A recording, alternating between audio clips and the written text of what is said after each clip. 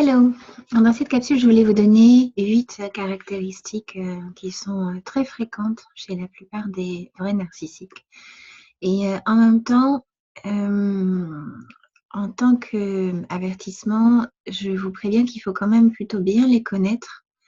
Si vous pensez à quelqu'un, il vaut mieux que vous le connaissiez assez bien pour pouvoir savoir si oui ou non ça lui correspond, parce que pour certains des points, c'est pas si évident à relever. Je vais reprendre mes notes. Donc, je vais vous donner 10 points. Donc, un narcissique, c'est quoi au juste?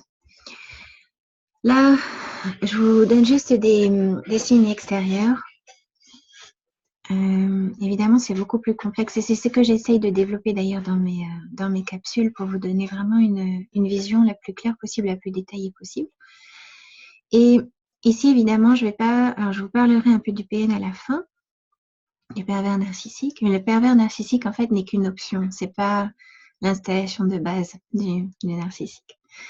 Et je vous rappelle évidemment qu'il s'agit toujours d'un continuum, donc c'est plus ou moins prononcé, on peut présenter un trait plus qu'un autre, etc.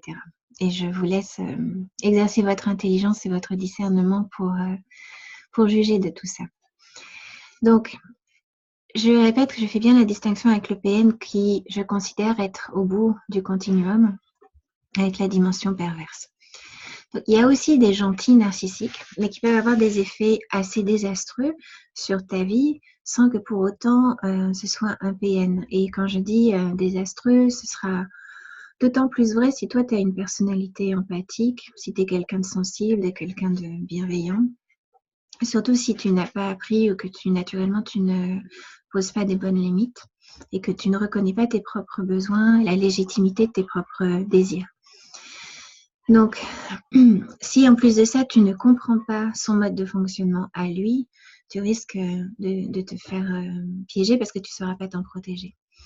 Dans cette capsule, je vais te parler donc des traits narcissiques les plus communs pour te donner une base de réflexion sur ce sujet. Dans d'autres vidéos, je prends plutôt des points particuliers que je développe. Mais donc là, je vais te donner plutôt le modèle de base et par la suite, je te donnerai des options supplémentaires et des implications, les réflexions sur le modèle et ce que ça implique pour toi. Mais ça, je ne peux pas tout faire en même temps. Donc, je commence. Un narcissique peut être alors, un homme, une femme, venir de n'importe quel milieu, être riche, être pauvre, même si souvent ils recherchent le pouvoir, mais le pouvoir ne passe pas forcément par l'argent et souvent ils n'ont pas l'intelligence nécessaire pour gravir les échelons dans l'échelle sociale. Donc, il peut être pauvre. Et il peut être également religieux ou non. Il peut se dire spirituel, de mon point de vue, il ne l'est pas. Il peut être attirant souvent parce qu'il va exercer, il va s'entraîner. Pour lui, c'est important d'avoir du charisme, donc il peut être attirant. Il ne va pas forcément être beau, mais il y a quand même quelque chose de souvent assez attirant chez lui. Donc, la première caractéristique dont je voulais vous parler, c'est que souvent, ils ne sont pas doués pour écouter. Et ça, c'est toujours à mettre en balance avec le fait que s'ils ont un intérêt à t'écouter, bah, ils vont le faire. Mais avoir, sinon pas d'intérêt à t'écouter. S'ils ont, par exemple, au début d'une relation, ils peuvent t'écouter beaucoup, parce que comme ça, ils prennent de l'information.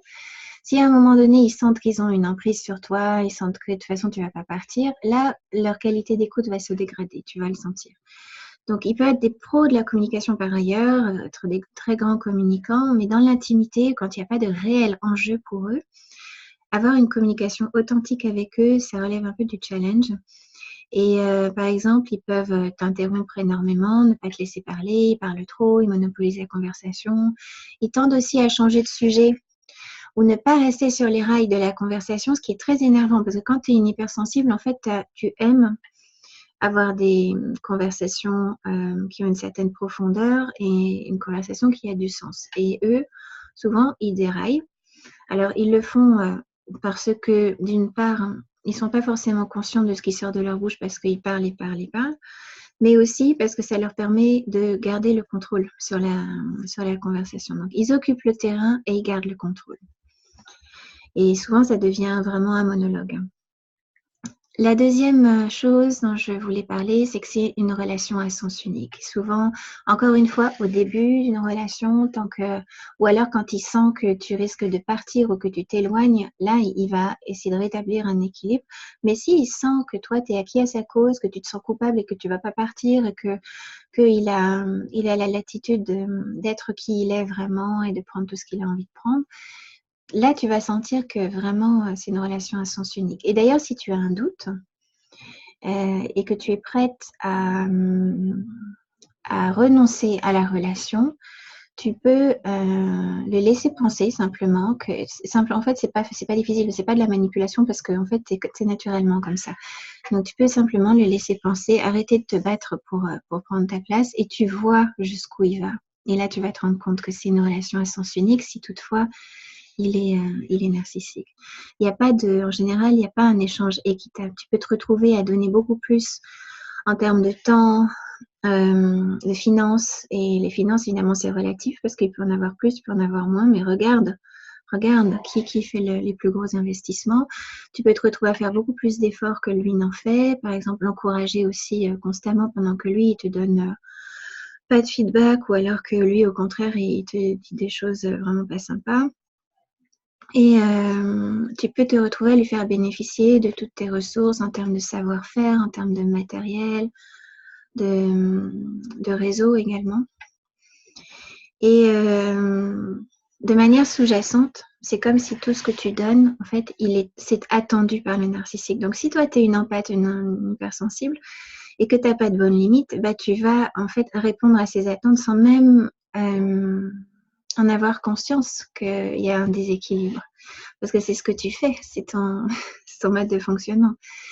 Et lui considère de l'autre côté que tu es supposé faire tout cela pour lui. Même s'il ne le mérite pas, il s'attend en fait à ce que tu le fasses. C'est un peu un jeu d'illusion à ce niveau-là, parce que c'est pas toujours conscient de ta part. En général, c'est conscient de sa part. Mais lui, il considère que ça lui est dû et que si tu lui donnes, c'est que tu as bien envie de lui donner. Et puis si tu perds, c'est de ta faute. Et c'est comme s'il te disait, tu dois me servir moi, quel que soit le prix que tu payes, et je n'ai rien à faire en retour de plus que ce que j'ai envie de faire. C'est-à-dire pas grand-chose. Le troisième point, c'est qu'ils tentent à se répéter dans leurs pensées, leurs paroles, leurs actions. Ils tentent à se répéter. Alors, tu me dirais, c'est tout le monde le fait parce qu'on est toujours tout le monde est sur un certain mode de fonctionnement. Mais chez eux, c'est beaucoup plus rigide et c'est même souvent, on ressent au bout d'un moment que c'est même compulsif. Donc, au bout d'un moment, c'est chiant, c'est ennuyeux, mais ça peut jouer aussi à ton avantage si tu as atteint un certain degré de conscience de la façon dont ça se passe avec lui, avec elle, parce que du coup, ils deviennent très prévisibles grâce à cette rigidité. Donc, ça peut être un problème pour toi dans un premier temps, ça peut devenir un avantage dans un deuxième temps, une fois que tu as travaillé suffisamment sur ta relation. Et donc, ils peuvent te répéter une histoire encore et encore. C'est comme s'ils étaient esclaves, en fait, de certaines pensées, parfois d'un mode de réflexion. Et j'ai remarqué ça, même chez des gens très intelligents, vraiment très intelligents. Et ça m'étonnait parce que je trouvais qu'il y avait un décalage entre ce qu'ils disaient et qui relevait de leurs obsessions, et de leur rabâchage systématique. C'est souvent des réflexions qui n'ont pas beaucoup de profondeur et pas beaucoup de sens, ou que tu entendrais plutôt dans la bouche de quelqu'un que tu considères comme pas très intelligent. Mais à côté de ça, ils peuvent être très intelligents. Et ça, ce décalage-là, c'est assez impressionnant parce que pour quelqu'un qui écoute, il se dit mais il y a un truc qui ne va pas, c'est quand même bizarre. Et donc, ça peut être un vrai signe parce que c'est comme s'ils sont pris dans un truc obsessionnel et dans lesquels ils ne peuvent plus vraiment exercer leur esprit critique que pourtant ils ont par ailleurs. Donc, chez les narcissiques, souvent, on a vraiment l'impression qu'ils sont devenus bêtes, même s'ils ne le sont pas en temps normal. Et ça, soit c'est parce qu'ils sont pris dans leur rigidité et leur besoin de contrôle, soit c'est parce que devenir bête, en fait, c'est une façon de te contrôler toi. C'est une façon de terminer une conversation et de ne pas vouloir approfondir un point qu'ils n'ont pas du tout envie d'approfondir. Et ça, tout ça, ça peut être très énervant. Moi, je trouve ça très énervant, toutes ces répétitions débiles, quand en plus on peut jamais remettre en question, parce que quand il s'agit d'un jugement, d'un avis, ils sont ultra rigides. Ils ne peuvent pas dévier de leur mantra. Évidemment, ça dépend des moments. Mais tout ça, c'est assez subtil, en fait. Il faut étudier, il faut faire la part des choses. Et si toi, tu es victime, entre guillemets victime, parce qu'on n'est pas, je pense pas qu'on soit réellement victime jusqu'au bout, mais si tu es victime d'un narcissique, le fait de prendre conscience de ça, ça va te donner un avantage. Parce qu'il peut être très doué pour te manipuler, mais uniquement jusqu'à un certain point. C'est-à-dire qu'à un moment donné, une fois que tu as compris son mode de fonctionnement, parce qu'il est rigide et parce qu'il ne peut pas réellement en sortir, et il n'en sort que quand il a un intérêt que toi tu peux identifier, tu peux devenir beaucoup plus forte que lui. Et si tu tentes de résoudre un conflit ou simplement de te faire entendre, tu peux constater que c'est toujours le même schéma. C'est toujours le même schéma qui se déroule. Et c'est hyper frustrant parce que tu te rends compte que tu as beau mettre en route le dialogue, la réflexion, en fait, ça te mène nulle part. C'est super frustrant. Tu peux avoir le sentiment de toujours te retrouver dans une impasse avec lui. Et comme il te montre que c'est lui qui a raison et que toi, souvent, tu vas avoir un manque de confiance en toi, ça peut être un peu destructeur, voire vraiment très, très destructeur.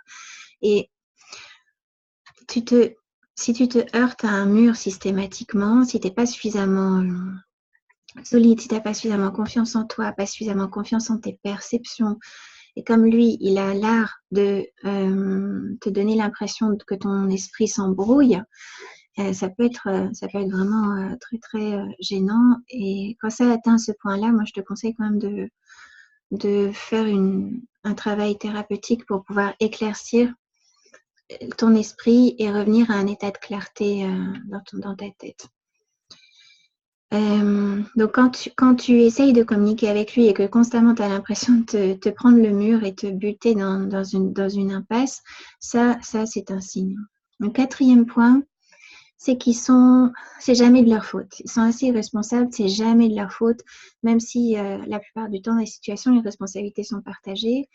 Mais pour eux, en fait, ils sont jamais responsables des conséquences négatives de quoi que ce soit des conséquences négatives sur toi, sur les autres ou sur eux-mêmes d'ailleurs.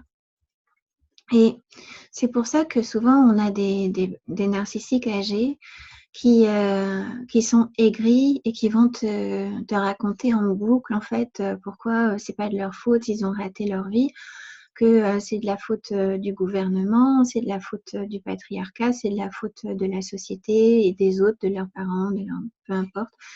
Et mais jamais tu vas entendre ou très peu une réflexion sur leur propre responsabilité là-dessus. C'est-à-dire que c'est toujours un truc qui concerne quelque chose sur lequel ils n'ont pas de contrôle, donc c'est pas de leur faute.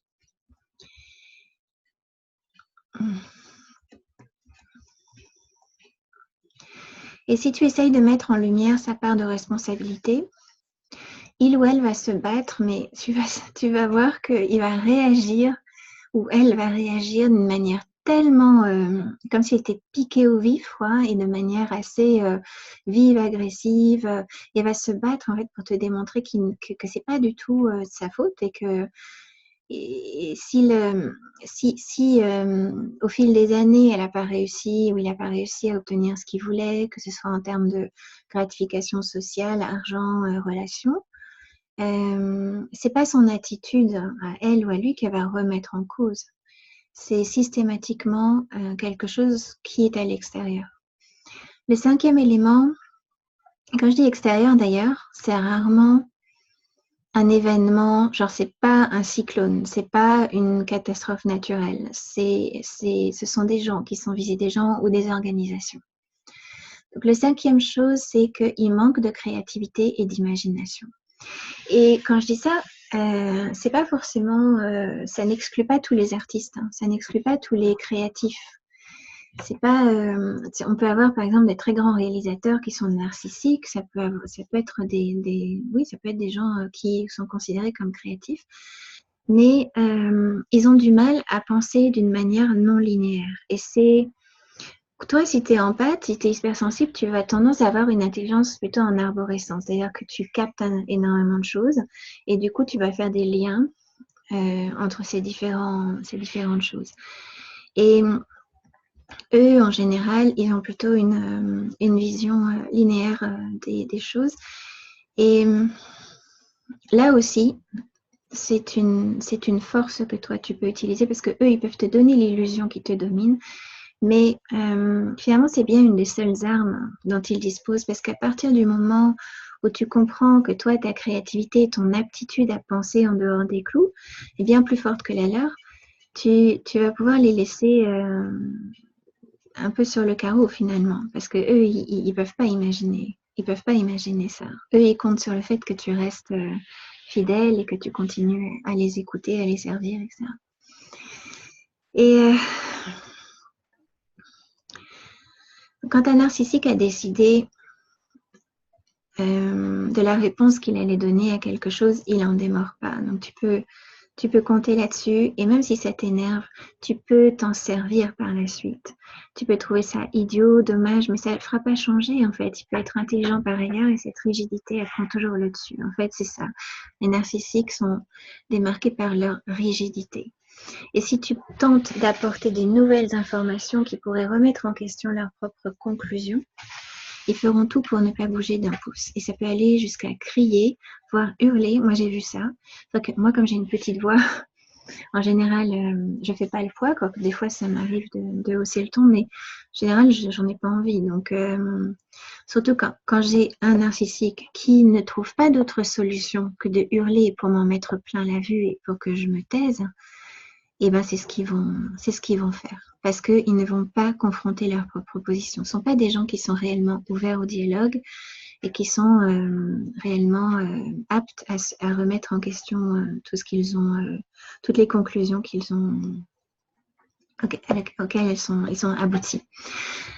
Le 6. Les narcissiques sont paresseux dans leur tête. Alors, ils peuvent travailler beaucoup, ils peuvent abattre beaucoup de travail pour certains d'entre eux, mais dans leur pensée, dans leur conscience, ils ne cherchent pas réellement à évoluer la plupart du temps.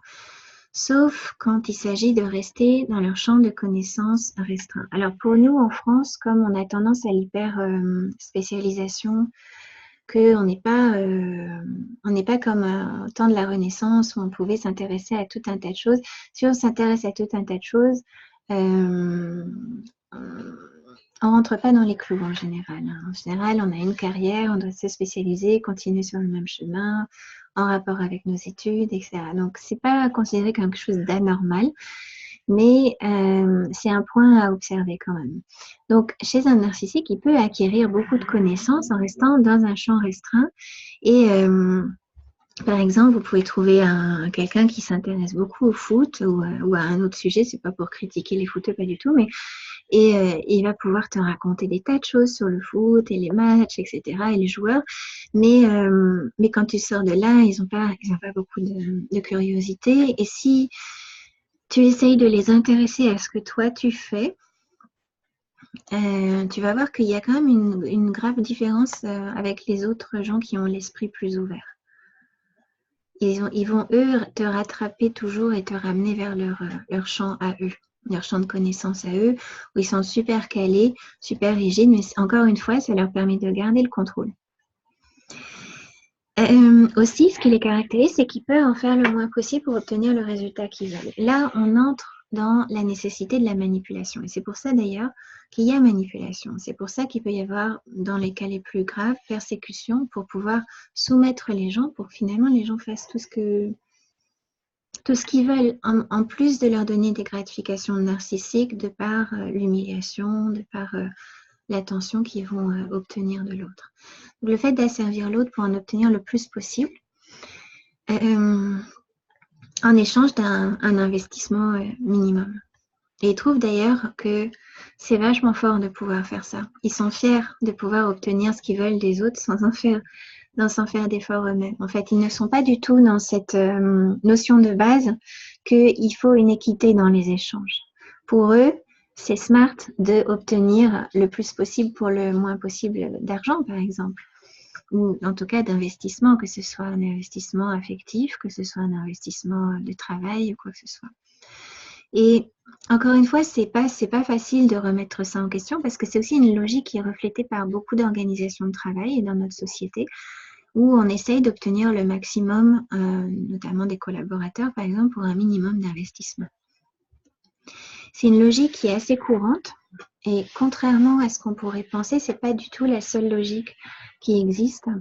Et si toi, tu es une empathe, et que tu as des valeurs d'équité et de générosité, tu n'es pas bien en fait dans cette logique parce qu'automatiquement, tu risques de te faire avoir et tu risques, ce qui n'est pas forcément, enfin, on aime donner, mais on n'aime pas être pris pour des vaches à lait.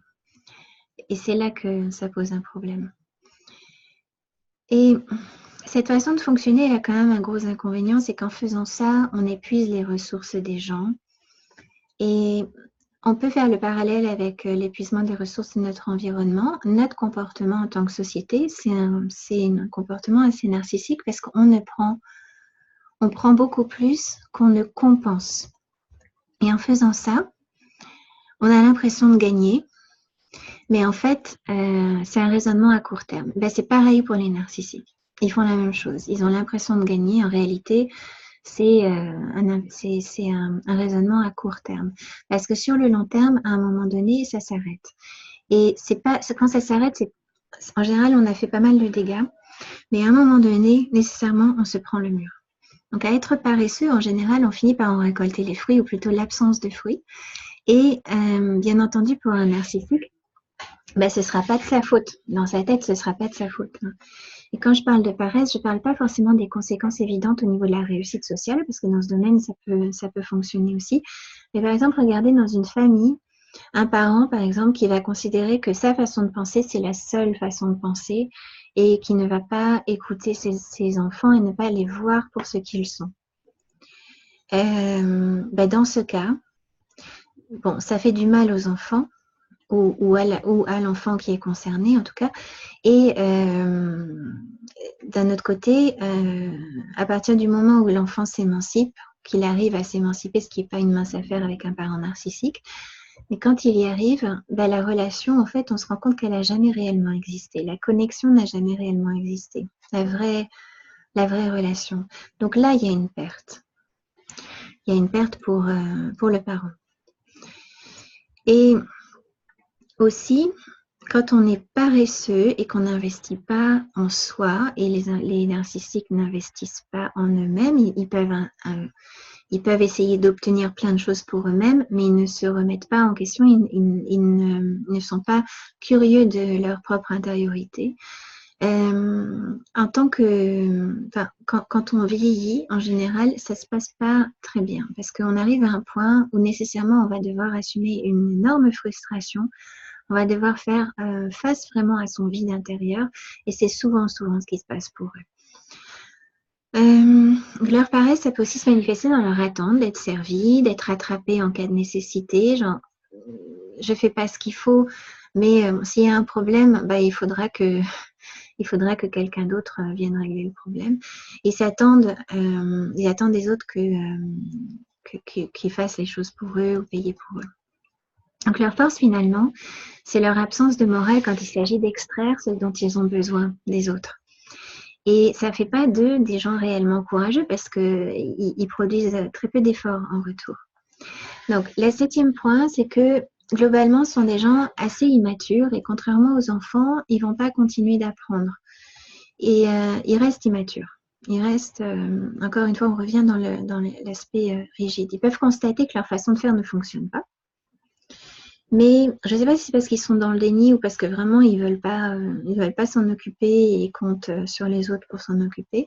Ils continuent à faire la même chose. Ils continuent à fonctionner sur la même logique, à entretenir les mêmes pensées, à rabâcher les mêmes trucs.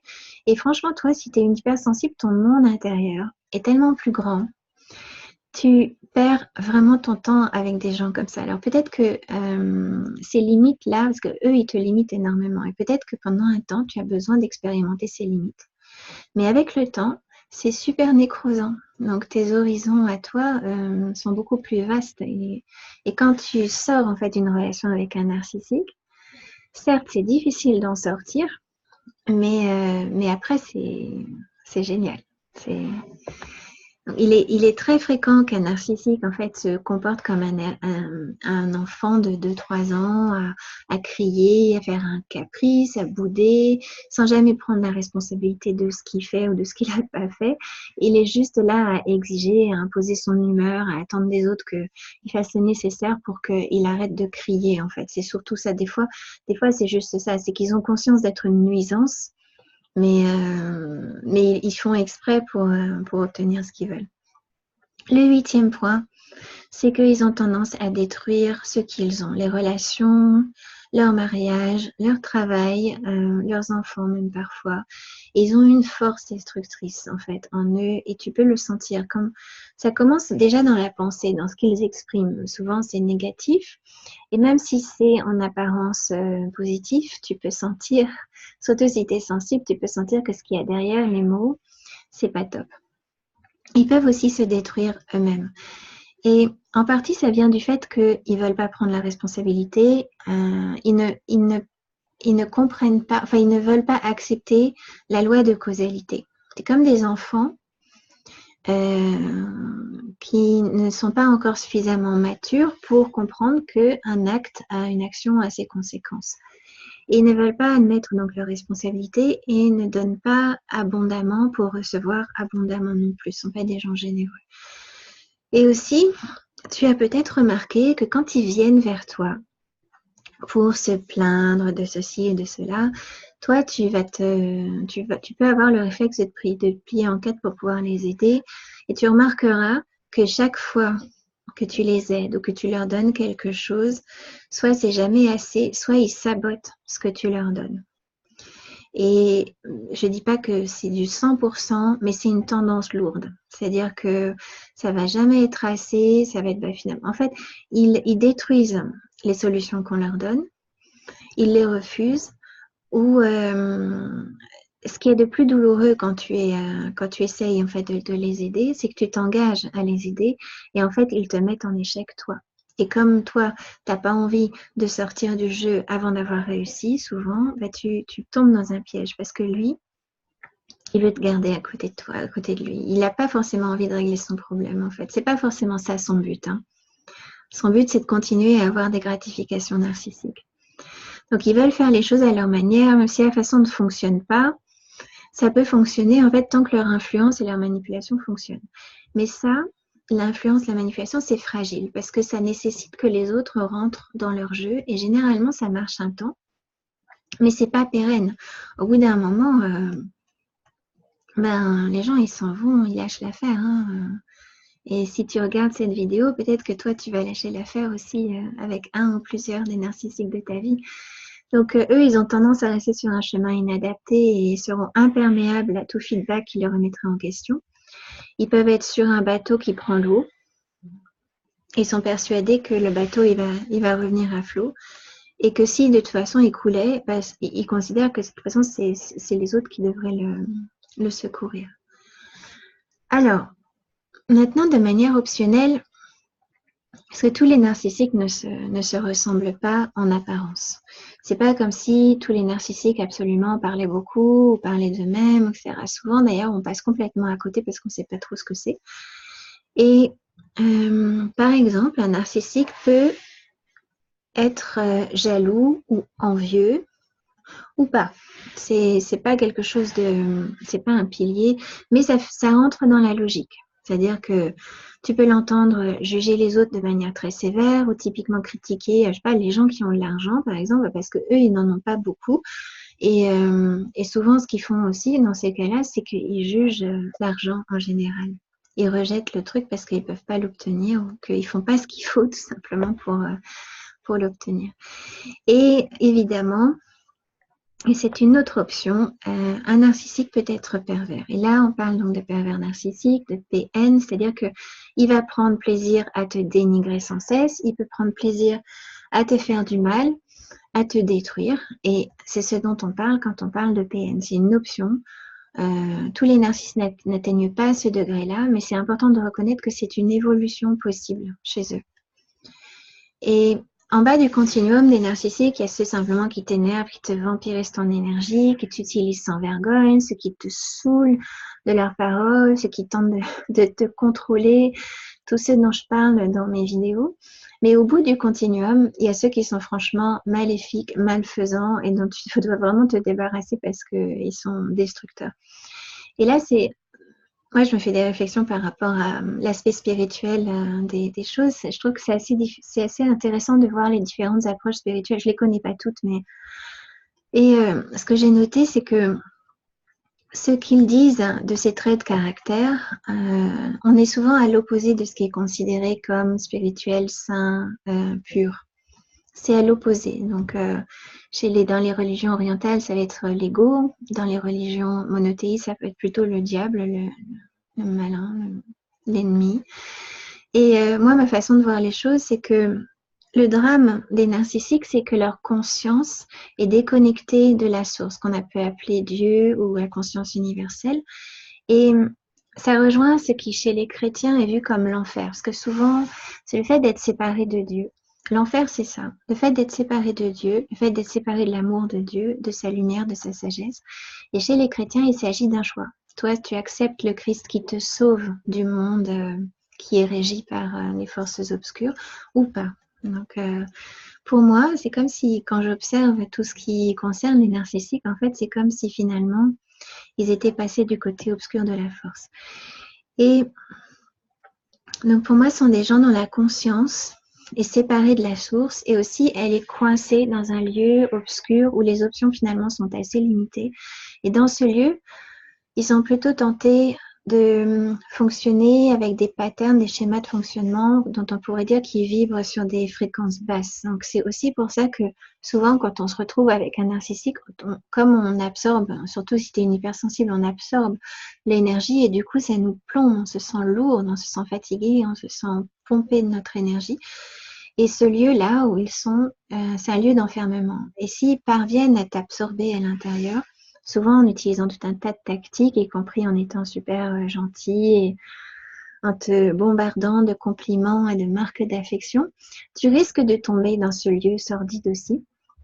D'autant plus que si tu tentes, toi, de les en sortir avec ta joie de vivre, ton optimisme, ta bienveillance, lui, il n'a pas forcément envie de sortir. En fait, il peut dire qu'il en a envie, mais en fait, lui, il reste bien plombé à l'intérieur et il risque en fait de te garder avec lui tout simplement. Si toi, tu prends pas la décision de t'extraire de ça, il te garde avec lui.